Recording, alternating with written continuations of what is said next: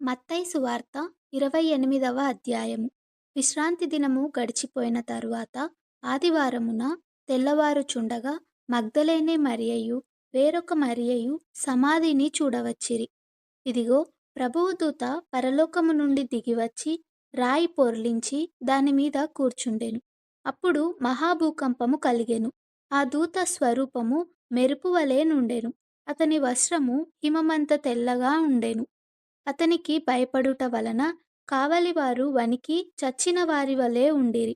దూత ఆ స్త్రీలను చూచి, మీరు భయపడకుడి, సిలువ వేయబడిన యేసును మీరు వెతుకుచున్నారని నాకు తెలియును. ఆయన ఇక్కడ లేడు, తాను చెప్పినట్టే ఆయన లేచియున్నాడు. రండి, ప్రభువు పండుకొనిన స్థలము చూచి త్వరగా వెళ్ళి ఆయన మృతులలో నుండి లేచియున్నాడని ఆయన శిష్యులకు తెలియజేయుడి. ఇదిగో, ఆయన గలిలయలోనికి మీకు ముందుగా వెళ్ళుచున్నాడు. అక్కడ మీరు ఆయనను చూతురు. ఇదిగో, మీతో చెప్పితినెను. వారు భయముతోనూ మహా ఆనందముతోనూ సమాధి యొద్ద నుండి త్వరగా వెళ్ళి ఆయన శిష్యులకు ఆ వర్తమానము తెలుప పరిగెత్తుచుండగా యేసు వారిని ఎదుర్కొని, మీకు శుభమని చెప్పెను. వారు ఆయన యొద్దకు వచ్చి ఆయన పాదములు పట్టుకొని ఆయనకు మ్రొక్కగా, యేసు, భయపడకుడి, మీరు వెళ్ళి నా సహోదరులు గలిలయకు వెళ్ళవలెననియు వారక్కడ నన్ను చూతురనియు వారికి తెలుపుడనెను. వారు వెళ్ళుచుండగా కావలి వారిలో కొందరు పట్టణములోనికి వచ్చి జరిగిన సంగతులన్నిటినీ ప్రధాన యాజకులతో చెప్పిరి. కాబట్టి వారు పెద్దలతో కూడి వచ్చి ఆలోచన చేసి ఆ సైనికులకు చాలా ద్రవ్యమిచ్చి, మేము నిద్రపోవుచుండగా అతని శిష్యులు రాత్రివేళ వచ్చి అతనిని ఎత్తుకొని పోయిరని మీరు చెప్పుడి.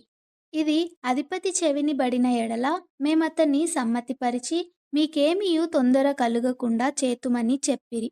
అప్పుడు వారు ఆ ద్రవ్యము తీసుకొని తమకు బోధింపబడిన ప్రకారము చేసిరి.